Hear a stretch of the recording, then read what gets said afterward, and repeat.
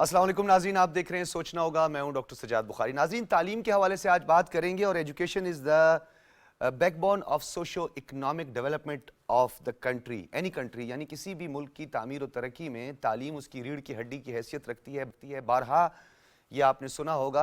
Unfortunate ये कहना यहाँ पड़ेगा मुझे कि पाकिस्तान जो कि बदकिस्मती से तालीम की शरह में बजाय कि उसमें बहुत ज़्यादा बेहतरी आती जो हमारी एक्सपेक्टेशन थी, लेकिन वो तवक्कुआत के बरक्स हमने देखा। बहुत सारी वजूहत हैं उसकी, सोशली भी हैं, पॉलिटिकली भी हैं, इकोनॉमिक इश्यूज़ हमारे हैं, और उसके अलावा जो हमारा इंफ्रास्ट्रक्चर है वो एक बहुत बड़ा सवाल है। क्योंकि पाकिस्तान में जो तालीम की शरह है वो एक मोहतात अंदाजे के मुताबिक 59.3% है। और फिर हम अगर अपने प्रोविंस का जायज़ा लें तो प्रोविंस में हमारे पंजाब, फिर खैबर पख्तूनख्वा, सिंध और फिर बलूचिस्तान का नंबर आता है। यानी अगर हम सिंध को दूसरे नंबर पर भी रखें, पंजाब 63% और सिंध 60%, खैबर पख्तूनख्वा 53% और बलूचिस्तान 44% है। Who is responsible? इसकी जिम्मेदारी का तयन कैसे होगा? आपने पिछले दिनों में देखा कि गोश्त असातिज़ा की एक बहुत बड़ी तादाद जो कि इंटीरियर सिंध और इंटीरियर बलूचिस्तान में सामने आई। और इवन कि एक और बात जो मैं यहाँ पे करना चाहूँगा कि गोश्त स्टूडेंट्स की भी एक बहुत बड़ी तादाद सामने आई। क्या इसकी वजूहत हैं, क्यों ऐसा हो रहा है? फिर हमारी जो आला तालीम है, जो हायर एजुकेशन है, उसमें भी जो हमारा स्कॉलरशिप प्रोग्राम है वो भी बहुत सारे सवालात उसमें उठते रहे। उसके अलावा अगर हम बात करें तो हमारे जो पीएचडी का जो क्राइटेरिया है और ओवरऑल अगर हम देखें तो उसमें जो मयार है तहकीक का, उस पर भी बहुत सारे सवालात उठते हैं। और उसकी रिकग्निशन वर्ल्ड वाइड जो है उसमें भी बहुत सारे सवालात हैं। क्यों हैं? ये बहुत सारे नकाइस हैं जिस पर हमने पर्दा नहीं डालना बल्कि इस पर खुल के बात करनी है। हमारे साथ मौजूद हैं और हमने खुसूसी तौर पर मदद अली सिंधी साहब जो कि निगरान वफाकी वज़ीर बराए तालीम एंड प्रोफेशनल ट्रेनिंग हैं। बहुत शुक्रिया सिंधी साहब आपकी तशरीफ आवरी का। बहुत शुक्रिया। आप राइटर भी हैं, कॉलमनिस्ट भी हैं, पोइट भी हैं, आपके पास बड़ा अहम पोर्टफोलियो है। हम गुफ्तगू का आगाज़ करेंगे और थोड़ा सा निगरान हुकूमत की जो जिम्मेदारियाँ हैं ख़ास तौर पर जनरल इलेक्शन के हवाले से उस पर भी बात करेंगे। लेकिन सबसे पहले ये बताइएगा सर, 2.5 करोड़ बच्चे स्कूलों से बाहर हैं पाकिस्तान में, और एक मोहतात अंदाजे के मुताबिक 2 करोड़ लोग पिछले कई सालों में आपकी ख़ते गुर्बत की लकीर के नीचे, यानी गुर्बत की लकीर के नीचे ज़िंदगी गुजार रहे हैं। फिर दूसरी जानिब सरकारी स्कूलों को कहा जा रहा है कि जी इसको प्राइवेटाइज़ करने की भी कुछ बातें हो रही हैं, पंजाब में भी हुई हैं। क्या वजूहत हैं सर? इसकी ज़िम्मेदारी का तयन कैसे होगा और इसका तदारुक कैसे होगा? आपका सर बहुत शुक्रिया। आपने जो सवाल किए हैं वो तमाम अहम है। अब क्यों नहीं हो सका, क्योंकि ये बात आज की तो नहीं है, ये तो 15-20 साल से ये चल रहा है। अब मुझे ख़ुद ये सवाल मैं कभी कभी करता हूँ, क्योंकि हम तो अभी आए हैं, लेकिन मैं जर्नलिस्ट भी रहा हूँ और मैंने काम भी किया है, एजुकेशन डिपार्टमेंट्स को भी देखता रहा हूँ। As a chief editor, as editor मुझे पता है कि हम इन चीज़ों को देखते रहे हैं। लेकिन एज वफाकी वज़ीर के हैसियत से मैंने देखा कि हमारी हुकूमतों ने सरकारी स्कूलों को अपनी तरजीह से निकाल दिया। ये एक बहुत बड़ा खौफनाक मसला था। अब जब उन्होंने तवज्जो देनी शुरू की, तवज्जो नहीं दी तो क्या हुआ? जैसे आपने घोस्ट उस्तादों का मसला बताया, उस्तादों की यूनियन, उस्तादों को न जाना स्कूलों में, स्कूल में जाओ तो बच्चे हैं, टीचर्स नहीं हैं। ये इसी वजह से शुरू हुआ। अब 18वीं तरमीम के बाद ये सूबों के हवाले हैं, लेकिन मसाइल वहीं के वहीं पर है। जैसे मैंने फिर ये सवाल किया कि बात अब की तो नहीं है ना, ये तो बात 15-20 साल की है। अब जब से आपने आउट ऑफ स्कूल्स 2 करोड़ से ज़्यादा बच्चों की बात की, ये भी मैंने पहली दफ़ा करी एज ए वज़ीर तालीम। जैसे मैंने पहले ओहदा संभाला तो मैंने 2 चीज़ें की, एक मयार तालीम, दूसरा आउट ऑफ स्कूल्स जो बच्चे हैं ये कौन हैं, कहाँ हैं, इनको कैसे लाया जा सकता है।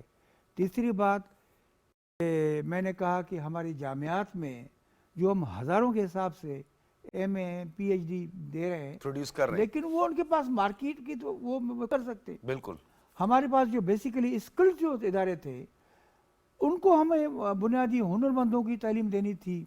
अब मैं चाइना गया था तो मैंने वहाँ मालूम किया कि वो मैट्रिक के बाद देखते हैं कि बच्चा कहाँ जाना चाहता है।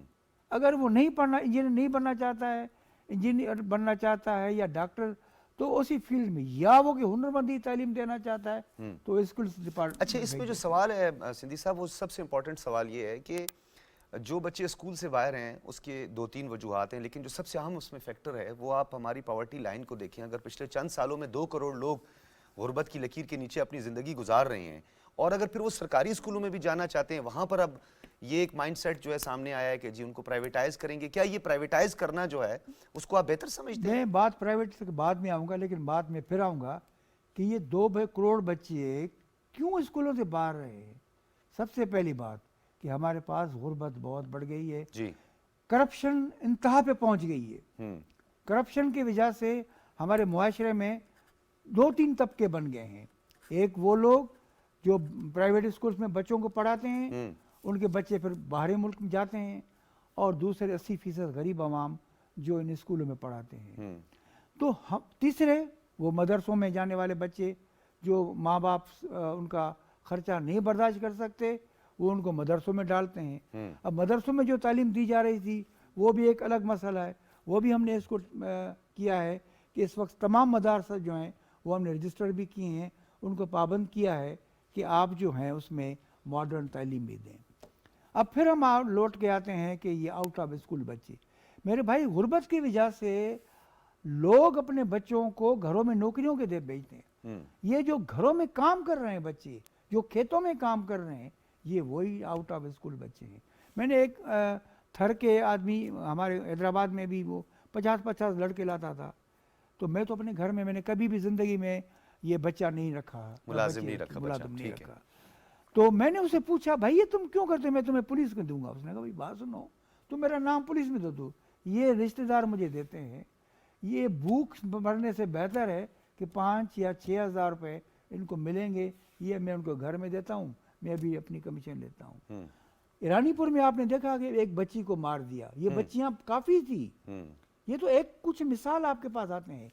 पंजाब में एक जज साहब की बीवी ने लड़की के हाथ मीडिया में बड़ा उसका चर्चा हुआ। ये तो 2-3 केस लेकिन है। यहाँ साहब एक इशू आ रहा है। मैं आपको बात बताऊं कि इनको किसका काम है, ये उन हुकूमतों का काम था जो माजी में आई हैं, जिन्होंने लोगों से वोट लिए, उन्होंने क्यों नहीं काम किया है। आपने सिंधी साहब करप्शन की 2 दफा बात की, आपने कहा करप्ट सोसाइटी या करप्शन एक बहुत बड़ी इसमें वजह है, गोश्त असातिज़ा के हवाले से भी आपको नहीं लगता merit is the most important? मैं मानता हूं मेरिट की वजह से, अगर मेरिट की पामाली होती है तो डेफिनेटली फिर करप्शन भाई मेरी बात सुने, अभी एक सूबे के मैं नाम नहीं लूटा हूं, उसके चेयरमैन ने ये इंटरव्यू दिया कि ये जो फर्स्ट डिवीजन फर्स्ट लड़के आते हैं ये पैसे लेकर हम उनको करते हैं। तो मैंने फिर उसी सूबे में तमाम चेयरमैन को बुलाया, मैंने उनको ये बात की कि भाई खुदा के वास्ते इस करप्शन का खात्मा करो। मुझे पता है कि आप किस तरह उधराते हो, यकीनन मुझे पता है कि आप, क्योंकि मैं खुलकर बात करूंगा ना, आप पैसे देकर फिर चेयरमैन बनते हो, लेकिन ये तो खुदारा सोचो कि हम अपने बच्चों का मुस्तकबिल तबाह कर रहे हैं। वो बच्चे जिनको कुछ आता नहीं है वो कैसे डॉक्टर बनेंगे, वो कैसे इंजीनियर बनेंगे। तो ये एक मसला मैंने, लेकिन रियासत की और हुकूमत की जिम्मेदारी क्यों पूरी नहीं हो रही है? सिंधी साहब देखिए, सवाल ये है कि आपने तो आइडेंटिफाई करना है, आपकी तो जुरिस्डिक्शन का हमें पता है, निगरान हुकूमत है, लेकिन सर फिर भी ये तयन तो है ना कि असातिज़ा की तैनाती कैसे होती है, ताकि आप कम से कम कल जो पॉलिसी मेकर्स हैं या जो आपकी सजेशंस हैं या आपकी रिकमेंडेशंस हैं वो कम से कम सामने तो आए। चलिए आइए खुलकर बात करते हैं। असातिज़ा की आपने मुकर्ररी की, भाई एक हज़ारों की तादाद में वो आ गए, ठीक है ना। पहले तो अभी तो चले एग्जाम भी हुए हैं, लेकिन उसमें भी गड़बड़ है काफ़ी। लेकिन जो जब पढ़ाने आता है, क्या उसको पढ़ाया जाता है? पढ़ाना आता है उसको? क्या उसने ट्रेनिंग ली है?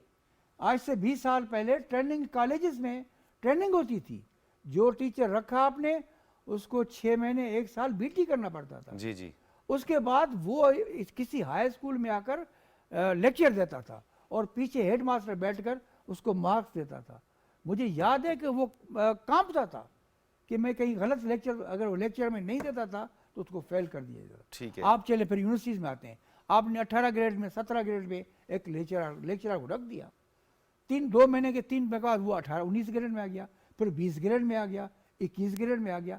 अरे भाई कभी उसने पढ़ाया है? कभी उसको पढ़ाना आता है? कभी उसने सब्जेक्ट पे बुक? आपका प्रोफेशनल ट्रेनिंग भी तो आपका एक बड़ा एक अहम आपका सब्जेक्ट रहा है, लेकिन मैं इससे भी थोड़ा सा हट के आगे बात करूंगा कि आपने असातिज़ा का भी जिक्र कर लिया, लेकिन ये गोश्त स्टूडेंट्स, ये तो एक मैं कहता हूँ हमारे लिए एक बदनुमा दाग है देखिए ये ना, स्टूडेंट्स कैसे अब घोस्ट इसको जरा डिस्क्राइब करना पड़ेगा। घोस्ट कौन से घोस्ट स्टूडेंट्स? वही बच्चे जो नहीं जा सकते हैं। एंट्री है, नाम है, एंट्री क्लास है, में इतने नहीं, स्टूडेंट हैं वो लेकिन नहीं जा सकते। हेडमास्टर, टीचर, मैंने एक प्राइवेट स्कूल में ये बात कही कि मुझे महसूस होता है कि टीचर, वालदेन और स्टूडेंट के बीच में एक खलीज है। क्यों नहीं वो देखते कि ये बच्चे में ये तब्दीली आ रही है? क्यों ये बच्चा 3 दिन से नहीं आ रहा है? मैं अपनी मिसाल देता हूँ। मेरा बेटा एक स्कूल में पढ़ता था, बड़े स्कूल में, उसको फिर मैंने निकाल दिया, गवर्नमेंट में दाखिल कर दिया। तो उसको 4 दिन नहीं गया, तो मैंने उसके टीचर के पास गया कि भाई ये 4 दिन नहीं आते। अच्छा, मुझे तो पता नहीं है। मैंने कहा तुम 25 बच्चों को नहीं देख सकती हो, इतनी फीसें लेते हो, फिर आप क्यों बैठे हैं? आपको पता है कि अभी एक किसी शहर में एक बच्ची ने बड़े स्कूल में, तमाम बहुत बड़े स्कूल के छत से वो छलांग लगाई, वो मर गई और उसकी फिल्में बना रहे हैं। ये बेसी ये हमारे मुआशरे में आ गई है। क्यों? कि हेडमास्टर को, प्रिंसिपल को पता नहीं है कि मेरे स्टूडेंट कितने हैं। मुझे याद है, मैं गवर्नमेंट स्कूल पढ़ता था, 2000 लड़के थे। मुझे अच्छी तरह याद है कि हेडमास्टर को पता था कि मैट्रिक के, खास तरह वो मैट्रिक और 9th के स्टूडेंट्स को नज़र में रखते थे, उनको सबका नाम पता होता था। ये एक मुआशरती बीमारियां हैं। और मैं ये फिर कह रहा हूँ, ये हुकूमतों का काम है, जो वोटों से लोगों के वोट लेकर आते हैं, उनको लोगों के मसाइल हल करने पड़ेंगे। भाई हम तो मुख्तसर वक्त के लिए आए हैं, हम तो एक अच्छी चीज़ का बुनियाद डाल के जाएंगे। जैसे मैंने कहा कि मेरे पास मयार तलीम था। अब इस्लामाबाद की बात करते हैं। मैं इस्लामाबाद में पहले चला गया प्राइमरी स्कूल, बच्चियों के स्कूल में। जब मैं डायरेक्ट वॉशरूम्स में गया तो वहाँ न टोंटियाँ टूटी हुई थी, कमोड टूटे हुए थे। तो मैंने प्रिंसिपल साहबा को बुलाया, मैंने कहा आपने कभी आई हैं? उसने कहा सर हमारा अलग वॉशरूम है। मैंने कहा आप खातून हैं, आपको पता नहीं है कि पानी कितना ज़रूरी होता है? बिल्कुल। मैंने अभी आपको मैं बताता हूँ, 393 स्कूल्स हैं यहाँ इस्लामाबाद के। मैंने उन तमाम स्कूलों को वार्निंग दी है कि 2 में 1.5 महीने में ये तमाम सहूलियात होनी चाहिए। नहीं होंगी तो फिर मैं एक्शन लूँगा। हमारे पास इस्लामाबाद में 29 कॉलेज हैं। मैं उन सब का मुआयना कर रहा हूँ। आज भी मैं गया था और मैं देख रहा हूँ कि हमारे पास बेसिक फैसिलिटीज़ क्यों नहीं है। आपको पता, मैं स्कूल में गया, एक बच्चे पीटी के शो में खेल रहे थे, ऐसे ही लान में बैठे हुए थे। तो मैंने कहा ये पीटी क्यों नहीं करवाते हैं? तो उन्होंने कहा नहीं मुझे याद है कि हम 7:30 बजे पहले पीटी का शो पीरियड होता था। ये खेल बंद हैं। बिल्कुल, खेलों के मुकाबले सेहतमंदाना सरगर्मियां भी नहीं है और तालीम और सिर्फ तालीम पे फोकस है, तरबियत पर भी नहीं है। यहाँ के इस्लामाबाद के कॉलेज में, स्कूलों में खेलों का मुकाबला कराना शुरू कर दिया।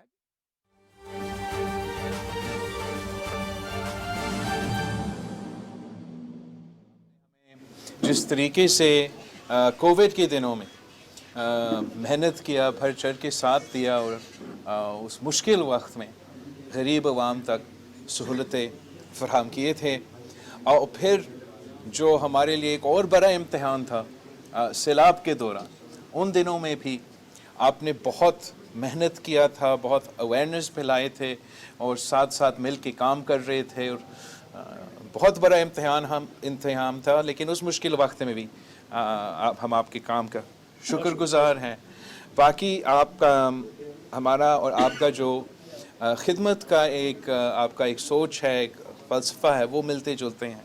पाकिस्तान पीपल्स पार्टी का ये कोशिश रहा है कि चाहे वो हमारा सेहत के शोबे हैं या मुख्तलिफ़ शोबे हैं, कि किस तरीके से उनको मुफ्त करवा दे और लोगों को इस मुआशी बहरान में मुफ्त सहूलत फराहम कर सके। तो उसी सिलसिले में आपने आज हमें ये दावत दिया, हम आपके शुक्रगुजार हैं। आपका ये जो फ्री लैब है जहाँ आवाम का टेस्ट करवा जा सकते हैं, मेडिकल टेस्ट करवा सकते हैं, ये मेरे ख्याल में कराची के आवाम के लिए एक बहुत बड़ा सहूलत है इस महंगाई के दौर में। और हम आपके जो डियालिसिस सेंटर्स हैं, आपका मॉर्चरी का जो आपने यहाँ काम शुरू किया है कराची में, इन सब कामों के लिए हम आपका शुक्रगुजार हैं। और ये एक सबूत है कि जब हुकूमत फलाई इदारों के साथ मिल के काम करते हैं तो हम ज़्यादा हासिल कर सकते हैं, ज़्यादा डिलीवर कर सकते हैं। इसी तरीके से इंशाअल्लाह ताला, अगर अल्लाह ताला ने हमें मौका दिया तो इलेक्शन के बाद हम एक बार फिर आपके साथ मिल के काम करेंगे, ख़ास तौर पे कराची के आवाम के लिए। तो आपका बहुत बहुत शुक्रिया आपका और आपका JDC फाउंडेशन का। सवाल तो इस लाइब्रेरी के हवाले से और JDC फाउंडेशन के हवाले से होगा। इलेक्शन का ऐलान हो गया, आपका सबसे बड़ा मुतालबा बिल्कुल। पूरा हो गया। आज आपके चेहरे पे रौनक भी आ रही है, तो आप सबको लेवल प्लेइंग फील्ड भी आपको दी जाएगी आप या सबको कैसे? जो है हम क्या तवक्कुल आप सबको इलेक्शन की चांद मुबारक हो। और मैं समझता हूँ कि ये एक बहुत बड़ा कामयाबी है कि आज इलेक्शन कमीशन ने बाकायदा ऐलान किया है कि फरवरी 8 को इलेक्शन होगा। तो इंशाल्लाह ताला ज़रूर फरवरी 8 को इलेक्शन अब होना चाहिए। बेहतर ये होता कि सुप्रीम कोर्ट या किसी और इदारा को मुदाखलत करना नहीं पड़ता और ख़ुद ब खुद ये कदम इलेक्शन कमीशन ले लेता। लेकिन अब जैसे भी हुआ हो गया है और पाकिस्तान पीपल्स पार्टी अपना जो कैंपेन है और आवाम के साथ जो हमारा सिलसिला है, राब्ता है, वो जारी रहेगा। छोटे से दो सवाल। एक ये कि आपको किसे पता चला, आपने कुछ दिन पहले कहा था इलेक्शन कमीशन को तारीख दे दो वरना कोई और तारीख देगा, लग रहा है कि आपको कुछ पता था? नहीं, मुझे सुप्रीम कोर्ट का नाम ये पता, मैं बिल्कुल सुप्रीम कोर्ट में था, मगर मुझे ये भी पता नहीं था कि ये केस साथ साथ चल रहा था उस वक्त। और इलेक्शन कमीशन को मेरा तजवीज़ था कि कोई और इदारा ये कदम लेने से पहले कि वो खुद करें। जहाँ तक आपका लेवल प्लेइंग फील्ड की सवाल है, वो मैं आपसे पूछता हूँ कि आप मुझे एक इलेक्शन बताएं जिसमें पाकिस्तान पीपल्स पार्टी को लेवल प्लेइंग फील्ड मिला है। तो फिर हम क्यों ये उम्मीद रखें कि इस इलेक्शन में लेवल प्लेइंग फील्ड मिलेगा। हम इंशाल्लाह ताला माजी में भी, चाहे वो 88 का इलेक्शन हो, चाहे वो 2007 की इलेक्शन हो, हमने लेवल प्लेइंग फील्ड ना होने के बावजूद बजाय हमने हुकूमत बनाए थे। और इंशाल्लाह ताला अगला साल, अगली बारी पाकिस्तान ये बता दीजिएगा नून लीग के हवाले से बातें गर्दिश कर रही हैं कि एक दफ़ा फिर क्या सेलेक्टेड वजीर आजम बनाया जाएगा, शहबाज की सूरत में या नवाज की सूरत में? एक तो मैं थोड़ा सा आज हम इधर आए हैं सियासी बातें कम करने के लिए, इस अच्छा काम को, नेक काम को हमने आपके तवज्जो, मीडिया का तवज्जो दिलवाना था। जहाँ तक दूसरी सियासी जमात हैं, वो उनकी मर्जी है कि वो अपना बयानिया क्या बनाए और किस तरीके की सियासत। जो न्यूट्रल थे, क्या अभी भी न्यूट्रल हैं? वो आप मुझे बता दें। अच्छा, ये मौलाना फजलुर रहमान ने कल कहा है कि इलेक्शन अच्छी बात आ गई है, लेकिन इलेक्शन होते हुए कहीं नजर नहीं आ रहे। उन्होंने कहा है कि बिल्कुल इलेक्शन कहीं नजर नहीं हो। आप मौलाना फजलुर रहमान साहब से ये सवाल पूछे। मेरा ख्याल में मौसम भी सही है और डेट भी आ चुका है, तो अब इलेक्शन जरूर होंगे। पीपल्स पार्टी ये बताइएगा कि फलस्तीन मामले पर दुनिया अब तक खामोश है, आखिर इनके ज़मीर कब जागेंगे, कब आवाज़ उठाएंगे? एक तो मैं समझता हूँ कि दुनिया के या मुख्तलिफ ममालिक के अगर उनके वज़ीर आज़म या सदर खामोश ज़रूर होंगे, लेकिन अवाम खामोश नहीं है। मग़रिब से लेके ईस्ट तक जो है दुनिया के अवाम, ख़ास तौर पे नौजवान, वो सरापा एहतजाज है और वो जगह जगह अपने हुकूमतों को ये पैगाम दे रहे हैं कि वो फ़लस्तीन के अवाम, फ़लस्तीन के मज़लूम अवाम के साथ खड़े हैं। और इस वक्त जो गज़ा में हो रहा है वो पूरी दुनिया के सामने है और ये तारीख़ में पहली बार हो रहा है कि हम अपने सोशल मीडिया पे जेनोसाइड देख रहे हैं। अब दुनिया पे ये फ़र्ज़ है, वो जो ममालिक इंसानी हकूक़ पे बात करते थे, जो मुझे लेक्चर्स देते थे जब मैं वज़ीर ख़ारजा था इंटरनेशनल लॉ पे, और जैसे यूक्रेन में इंटरनेशनल लॉ वायलेट हो रहा है, तो अब उनको एहसास होना चाहिए कि किस तरीके से, किस जुल्म के साथ गज़ा में ना सिर्फ इंटरनेशनल लॉ मगर इंसानियत को जिस तरीके से वो बच्चे को कत्ल कर रहे हैं, नस्ल कसी की जा रही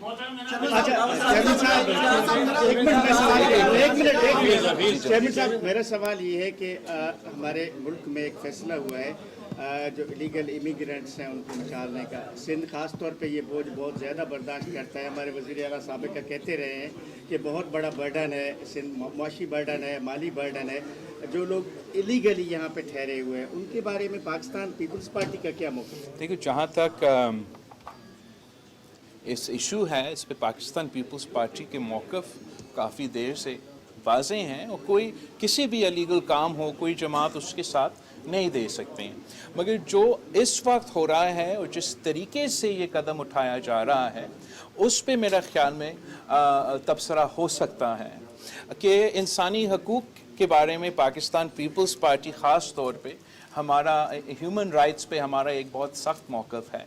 और मैं समझता हूँ कि अब कानून पे अगर अमल दरामद होना है वो तो ज़रूर हो, मगर हम इंसानी हकूक़ का ख्याल रखा जाए। और वो इस वक्त उस पर बहुत से सवाल उठ रहे हैं। जिस लेवल प्लेइंग फील्ड की आप बात कर रहे हैं, क्या आप समझते हैं कि पाकिस्तान तहरीक इंसाफ को भी वो लेवल प्लेइंग फील्ड जो है वो इलेक्शन में मिलनी चाहिए? पाकिस्तान असूली तौर पे तो हर सियासी जमात को लेवल प्लेइंग फील्ड मिलना चाहिए, लेकिन जो पीटीआई है वो उसकी बुनियाद जो है वो एक इस किस्म की सियासत का था जिसमें उनके लिए तो लेवल प्लेइंग फील्ड, बाकी सब के लिए ना होने का एक सोच था या एक सिलसिला था। आपने 2018 का इलेक्शंस देखे तो अब अगर एक इलेक्शन में उनको कुछ तकलीफ है तो welcome to the club. Bilal साहब, पंजाब में नवाज शरीफ के आने के बाद क्या वहाँ पे पाकिस्तान पीपल्स पार्टी और पीटीआई का इत्तेहाद मुतलका है या नहीं? पाकिस्तान पीपल्स पार्टी ने पीटीआई के साथ कोई, जहाँ तक इत्तेहाद के सवाल है, इस पे पाकिस्तान पीपल्स पार्टी ने ऐसे कोई फैसला अब तक नहीं लिया। मिसाक जमहूरियत हो सकते हैं पीटीआई से? मिसाकी जमहूरियत पे मैं समझता हूँ कि सारे जमातें को आना चाहिए और वैसे अच्छी बात होगी अगर पीटीआई भी मिसाकी जमहूरियत को कबूल करे।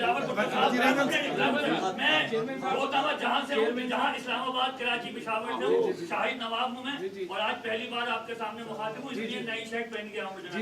Thank you. और एक सैयदजादे, हमारे शहजादे साबिक वज़ीर आला जनाब मुराद अली शाह साहब खड़े और आपके राइट में एक सैयदजादे।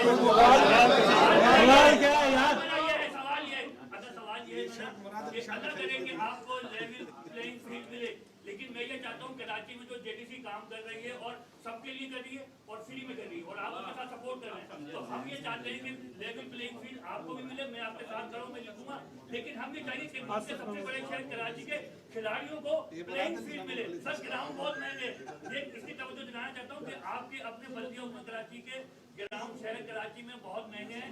आप कुछ ऐसा करें, शाह साहब करें। बिल्कुल आप प्लेइंग फील्ड, आपने बड़ा सही पॉइंट उठाया है। और पब्लिक के लिए पब्लिक स्पेसेस जो है ख़ास तौर पे नौजवानों के लिए ज़रूर होने चाहिए ताकि वो एक मुस्बत, एक पॉजिटिव एक्टिविटीज़ में एंगेज हो, जैसे खेल है, स्पोर्ट्स है, दूसरे ऐसे एरियाज़ है जिसमें वो अपना दिलचस्पी अगर है वो उसमें भी हिस्सा डालें।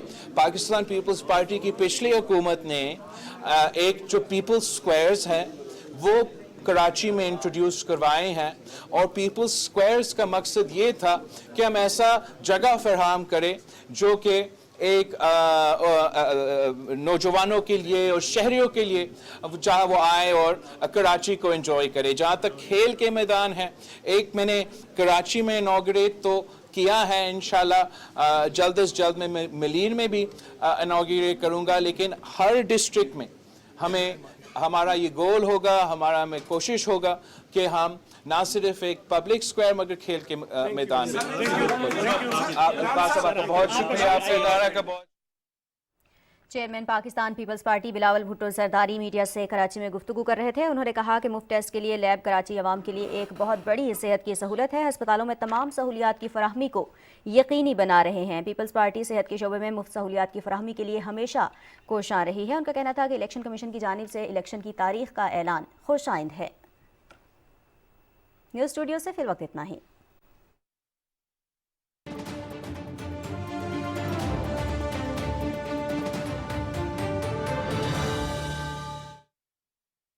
जहाँ तक आपकी है उससे बात करेंगे, क्योंकि स्टेटिस्टिक्स जो तो मौजूद हैं, 76% जो हमारा लिटरेसी रेट है वो आपके अर्बन एरियाज में है और अनफॉर्चुनेट रूरल एरियाज में 51% है।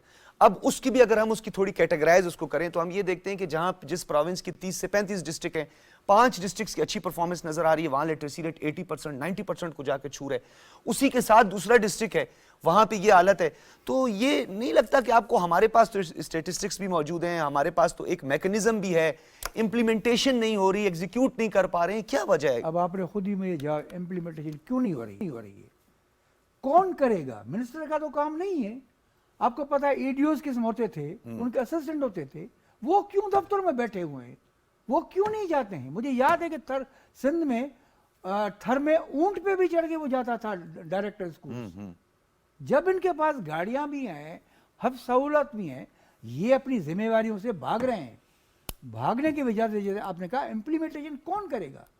चलिए मिनिस्टर तो मैं हूं जो चला गया, लेकिन इंतजामी नकायस भी तो है, इंतजामी नकायस है ना, इंतजामी नकायस है ना।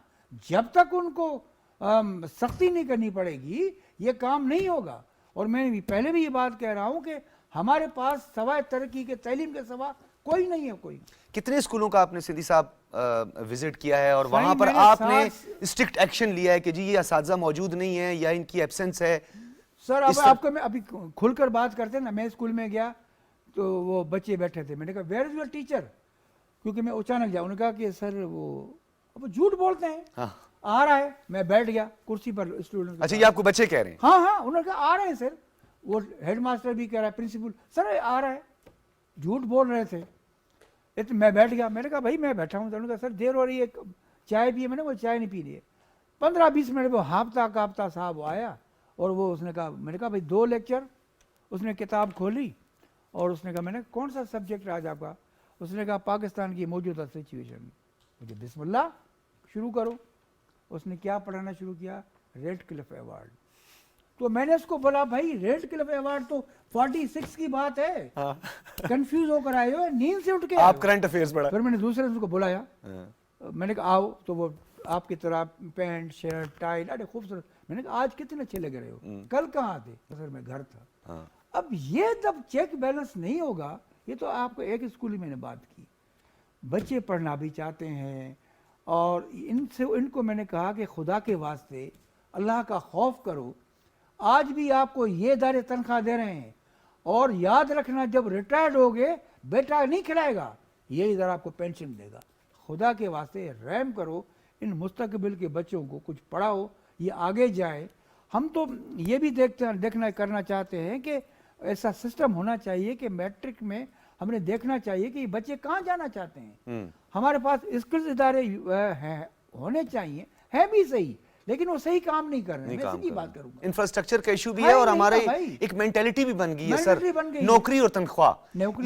ये जो हमारा एक माइंडसेट बना दिया है हम, बल्कि अनफॉर्चुनेट हमारी गवर्नमेंट्स जो है इनको भी मौरूदी इल्जाम इसमें ठहराना पड़ेगा कि एजुकेशन ओनली फॉर जॉब। क्यों भाई? अभी देखें ये अरब ममालिक में, दुनिया के ममालिक में कितने लोगों की, हुनरमंदों की जरूरत है। हम वहाँ अपने लोग भेज सकते हैं। हमने पिछले दौर में कुछ ही लोगों को सऊदी अरब में भेजा तो उन्होंने कहा इनको तो कोई काम आता नहीं है। अब उनका एक इदारा यहाँ एग्जाम लेता है, कितने दुख की बात है। वो जब पास करता है तो वो जाते हैं। इसकी माना हम बेईमानी कर रहे हैं ना। हम लोगों से भेज देते हैं ये भाई टेक्नीशियन है, टेक्नीशियन को ये पता नहीं है कि तार किस तरह हम लगाएंगे, प्लग कैसे लगाएंगे। तो मसला ये है कि मसाइल बहुत हैं और उन मसाइल को हल करना हुकूमतों का काम है। ठीक है, हुकूमतों की जिम्मेवारी है कि आप जिनसे वोट लेते हो उनके काम करो। अगर काम नहीं करोगे तो अगला वक्त ऐसा आ रहा है कि लोग इनको गरीब। आपने बड़े करीब से हालात को देखा, हमारे एजुकेशन के इस पूरे निज़ाम को, इस सिस्टम को देखा। कहीं फरसूदा निज़ाम है, कहीं हमारा ज़ुबूं हाली है, हमारे बच्चे सिरसमाए हुए हैं, सहमे हुए हैं। अजीब सा एक माइंड सेट है। थोड़ा सा हम हायर एजुकेशन की तरफ भी आते हैं। 18 कॉन्स्टिट्यूशनल अमेंडमेंट के बाद सूबों के कंधे पे बोझ या हमने डाला या उन्होंने अपने कंधों पे खुद डाल लिया। प्रोविंशियल ऑटोनॉमी अच्छी बात है। आपको लगता है इतनी कैपेसिटी थी हमारी कि हमने ये सब कुछ किया? क्योंकि अब तो HEC हमें इस्लामाबाद तक महदूद नजर आई। सर नहीं, मैं थोड़ा इसमें आपको अच्छी तरह, क्योंकि जब मैं मिनिस्टर बना तो 27 इदारों की जो उन्होंने ब्रीफिंग दी एक साथ, मैंने कहा बहुत अच्छा, मैं इनसे मुतमईन नहीं हूँ, मैं इस एक एक इदारे में जाकर मालूमात लूँगा। मुझे भी इम्प्रेशन ये था, लेकिन HEC यूनिवर्सिटीज़ की मदद कर रहा है। कितनी यूनिवर्सिटीज़ में हॉस्टलें भी हैं HEC के पैसों से बन रही है। ठीक है। और मेरे भाई सूबों के पास भी पैसे हैं। मैं कहता हूँ अल्लाह का शुक्र अदा करें कि पैसे हैं हमारे पास। अगर पैसे का सही इस्तेमाल हो, क्यों मेरे भाई 1855 का स्कूल अभी तक बना हुआ है, उसको तो रंग भी कभी नहीं लगा है। और हमारे स्कूलों की छतें क्यों गिर जाती हैं, कौन पूछेगा इनसे? 200 साल स्कूल, आप जाएं गवर्नमेंट कॉलेज लाहौर, आप जाएं हैदराबाद के गवर्नमेंट हाई स्कूल, आप जाएं NGV स्कूल, आप जाएं DJ स्कूल, आप जाएं इस्लामिया कॉलेज पेशावर, क्या बिल्डिंगें, वो कौन थे? जिन तो नहीं थे ना, यही लोग थे। और हमारी बिल्डिंगें यहाँ बनाते हैं, वहाँ छत गिर जाती है। ठीक है। तो भाई खुदा का खौफ नहीं है। सर, सैलाब के बाद कितने स्कूल आपको लगा कि सिंध में कितने % स्कूल तबाह हुए हैं, और उनकी क्या दोबारा असर नौ तामीर के हवाले से कोई आपको मैकेनिज्म नजर आया, कोई हिकमत अमली? सिंध में सर जो स्कूल तबाह हुए थे उनको फिर बनाने का सिलसिला शुरू हुआ है, लेकिन मैंने एक दफ़ा महसूस किया है कि हमें तमाम सूबों में कम से कम मिलकर उनके जैसे मैं अभी कोशिश कर रहा हूँ कि बैन सूबाई वज़ारत तालीम की कॉन्फ्रेंस बुलाऊँ, फिर उनसे मैं खुलकर बात करूँगा।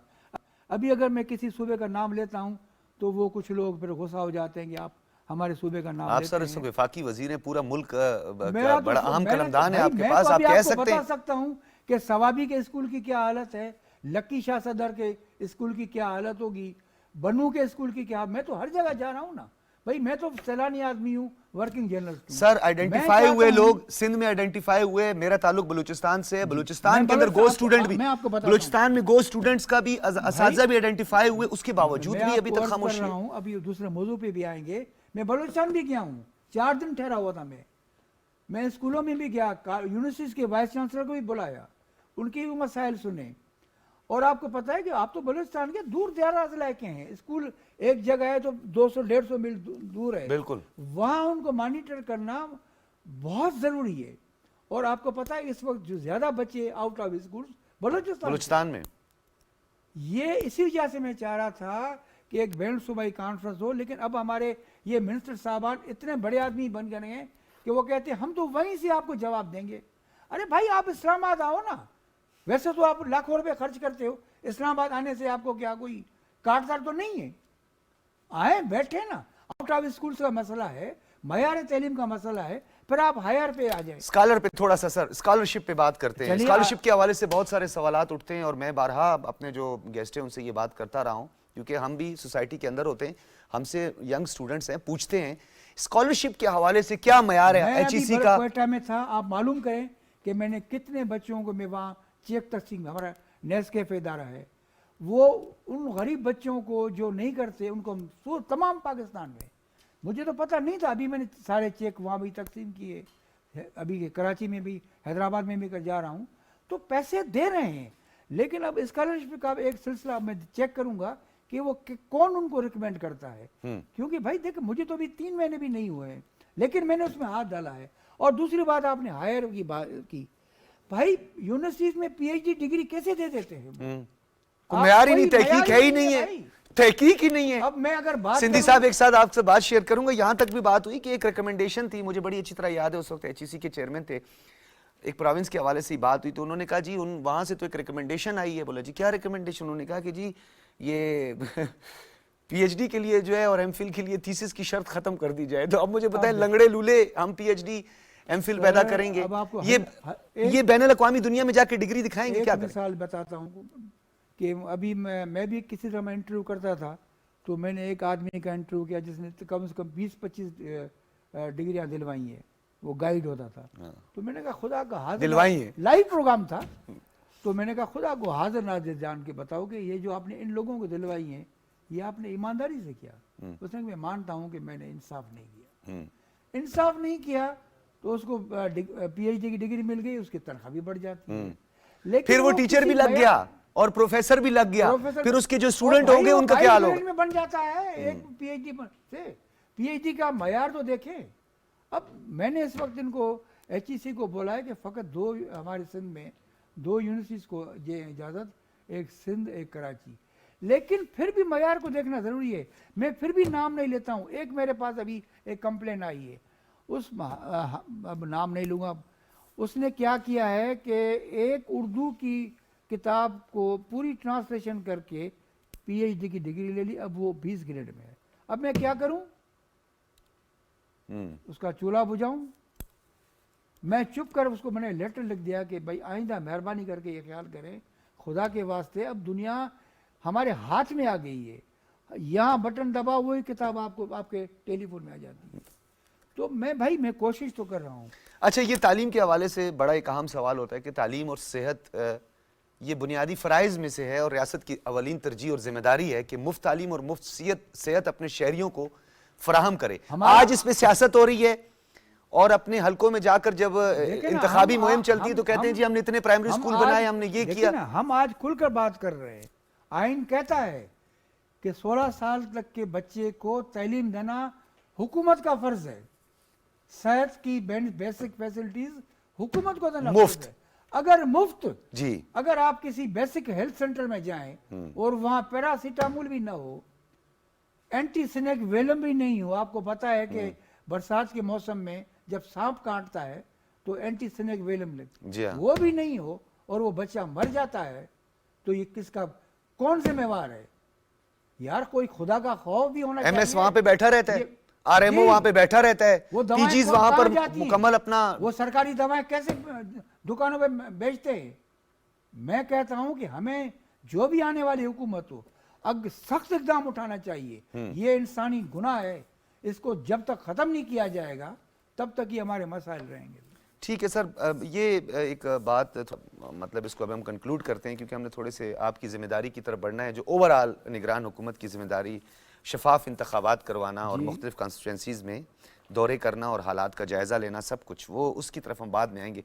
अब हम थोड़ा कंक्लूड करते हैं सर, ये क्या वजह है कि हमारी जो एक जागीरदाराना निज़ाम में, उसे नहीं कहूँगा स्टेटस को ही कह दूँगा, कि हम इतने ज़्यादा बाउंड हैं कि हम शिकायत कुनिंदा की शिकायत सर्द खाने में चली जाती है, असातिज़ा काम कर रहे होते हैं, गोश्त स्कूल में बच्चे गोश्त नज़र आइडेंटिफाई होते हैं, वो वैसे ही सिलसिला चल रहा होता है, असातिज़ा आइडेंटिफाई हो जाते हैं, करप्शन आइडेंटिफाई हो जाती है और एक इलीगल अपॉइंटमेंट जो है वो भी आइडेंटिफाई हो जाती है, लेकिन सज़ा और जज़ा का अमल आगे क्यों नहीं बढ़ता?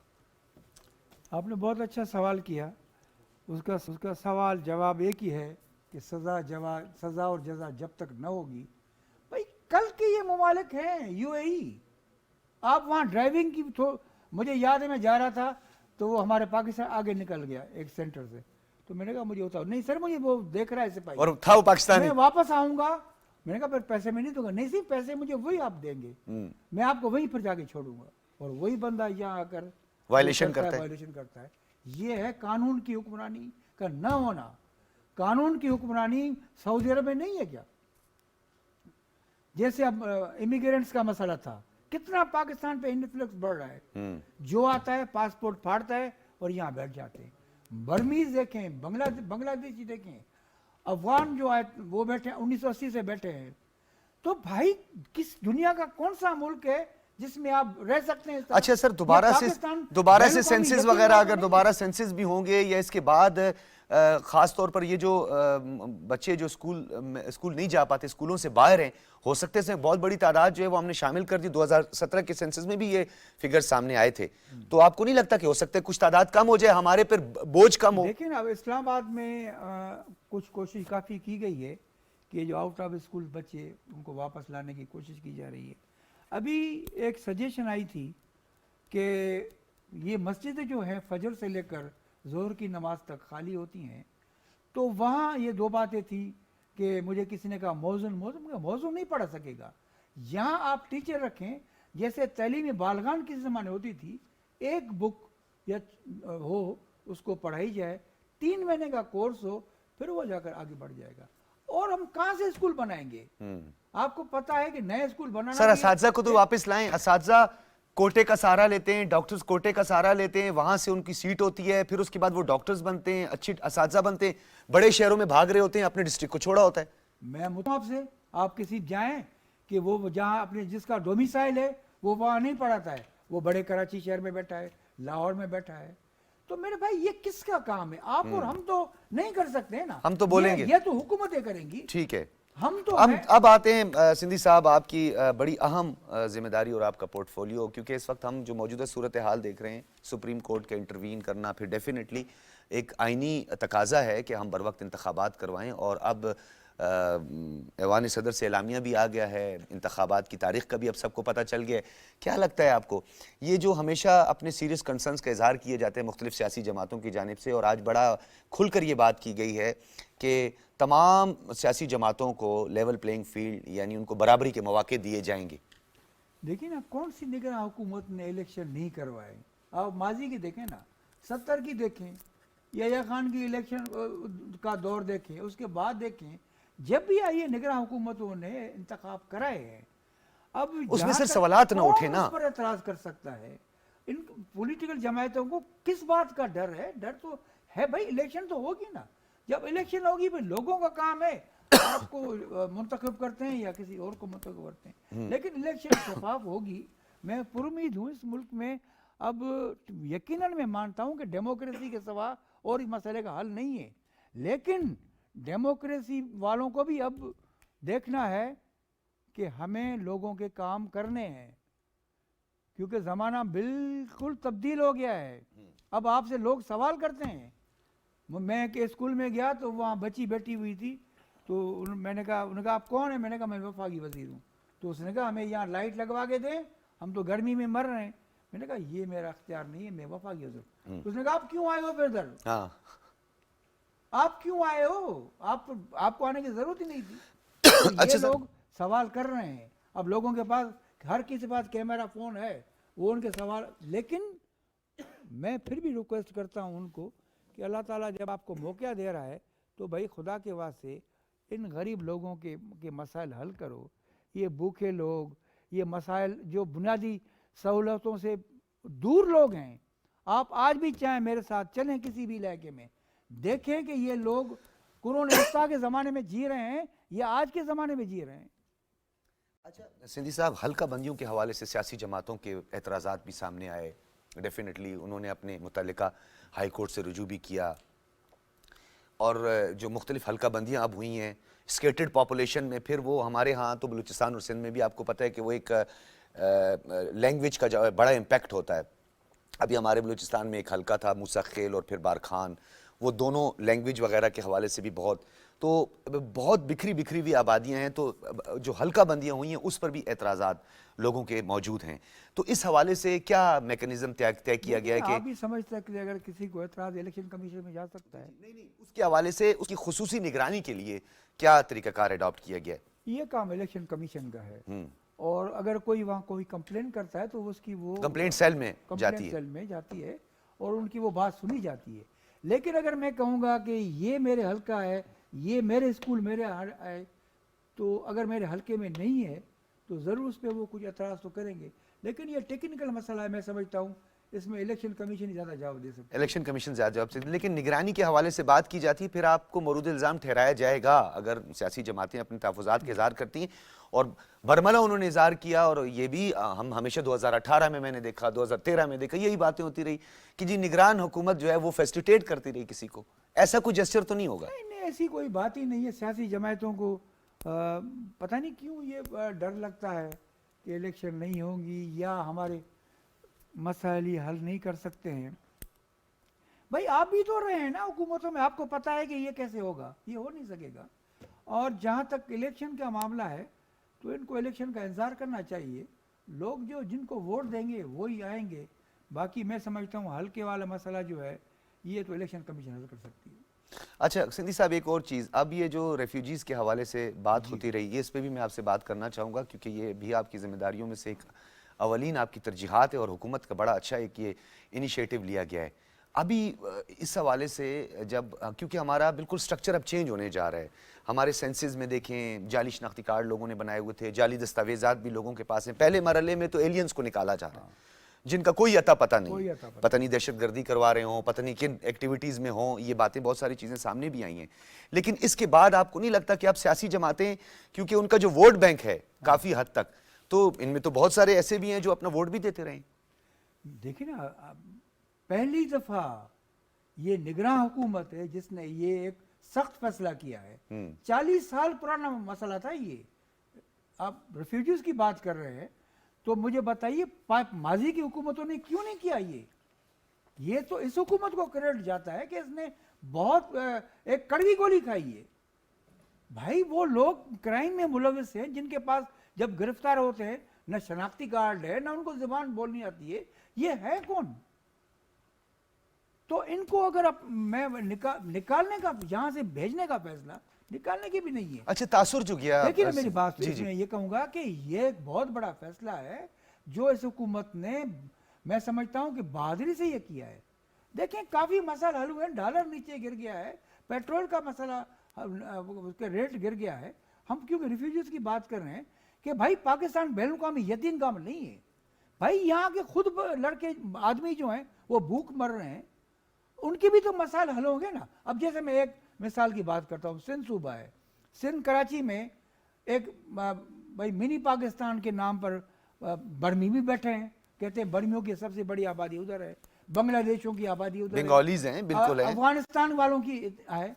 तो भाई उनको फैसिलिटीज तो सिंध हुकूमत देती है ना। अच्छा, इसमें एक सिंध हुकूमत, आप नहीं लगता कि आप, मेरी बात सुनिए, सिंध हुकूमत क्यों नहीं इस बात को उठाती है कि भाई इनको हम कहाँ से पैसे देंगे, बिल्कुल कहाँ से हम इनके बिजली देंगे, कहाँ से उनको पानी देंगे, कहाँ हम उनके फैसिलिटीज देंगे। अच्छा, मैं ये सवाल आपसे ज़रूर करूंगा, ये जो उमूमी तासुर होता है इसका बड़ा इम्पैक्ट होता है, परसेप्शन जो है वो आपकी रियलिटी से ज़्यादा आजकल जो है इसकी सराहियत हो जाती है, वो ये कि जी टारगेटेड अगवानीज, यानी अगवान जो हमने कहा कि जी रेफ्यूजीज, अब इसको आप नहीं लगता है कि हम ये ज़्यादा इस पर ज़्यादा हमारा फोकस होता और अवेयरनेस एक प्रोग्राम इसके लिए हुकूमत चलाती कि गैर कानूनी गैर मुल्की, उसमें चेचन्स भी हैं, उसमें बंगालीज भी हैं, उसमें उज़्बेक भी हैं, उसमें ताजिक भी हैं, उसमें बर्मी भी हैं, तो ये तासुर जो है उसकी नफ़ी हो जाती काफ़ी हद तक। देखिए ना, इस वक्त जो रिपोर्टेड केस है, जो होम मिनिस्टर ने भी ये बात कही, इंटीरियर मिनिस्टर ने, कि क्राइम में ये लोग काफ़ी शामिल थे, बिल्कुल धमाकों में भी शामिल हैं ऐसे लोग।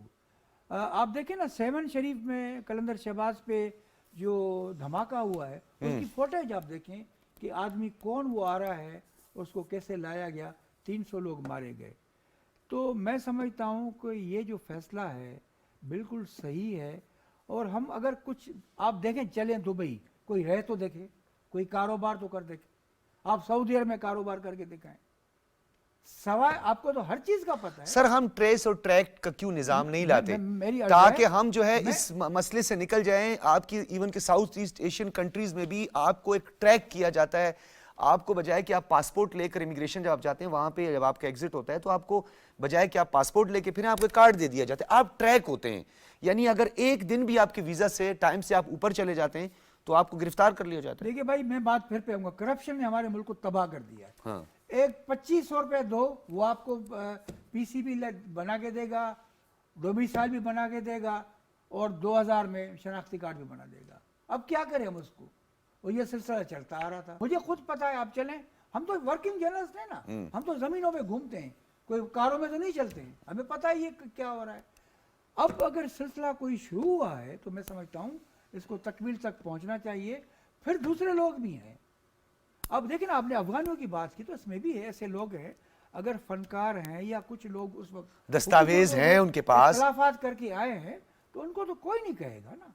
हमने तो ये फैसला किया है जो फनकार और जो लोग उनके ज़ेर ताब हो यहाँ आकर बैठे हैं उनको तो नहीं। हमारा दुश्मन मुल्क के हवाले से भी कल एक बात हुई और बड़ी अहम बात थी, हमारा दुश्मन मुल्क इससे फायदा उठाने की कोशिश कर सकता है, उसके लिए आप लोग की क्या तैयारी है? दुश्मन मुल्क की अगर बात करते हैं तो वो तो करते रहेंगे। हाँ।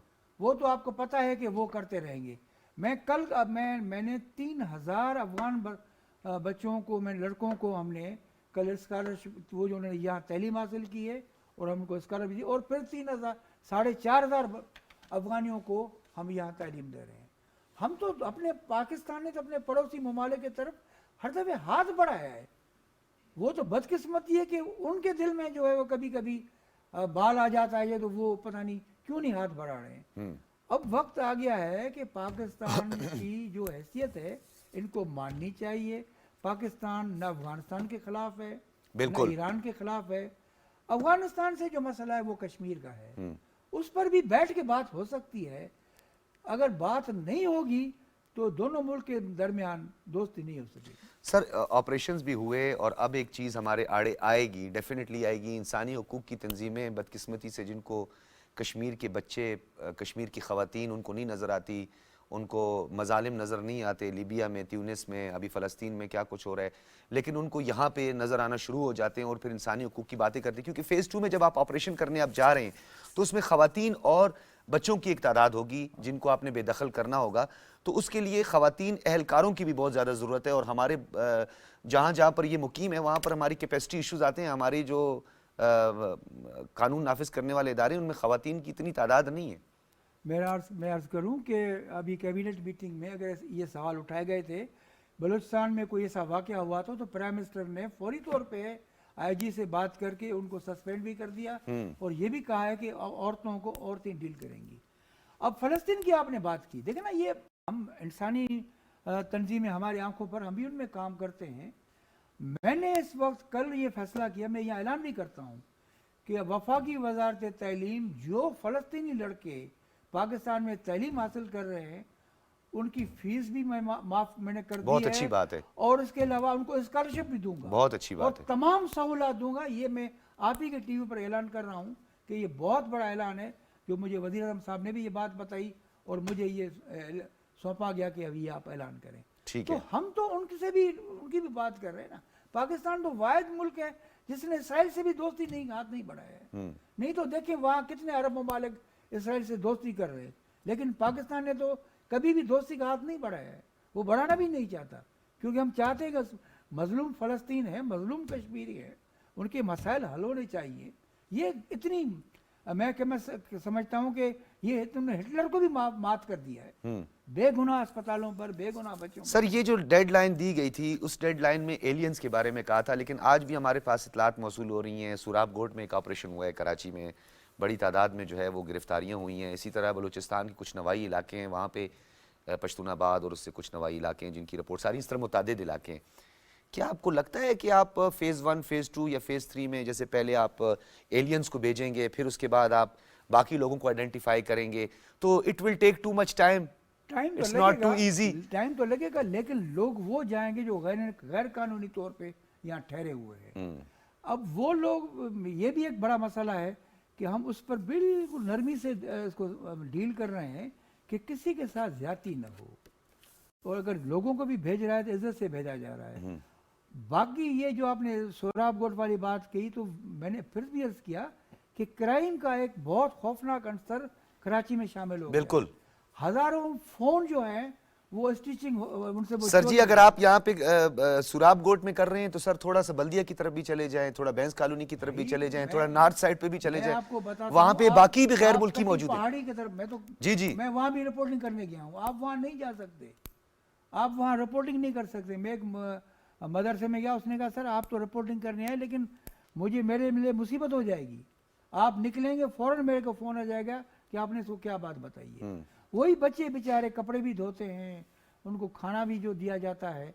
अब ये है कि कम से कम उनके मसाइल हल होंगे, उनको जदीद तालीम भी देगी, उनको इंतहा पसंदी की तालीम अब कोई नहीं दे सकेगा।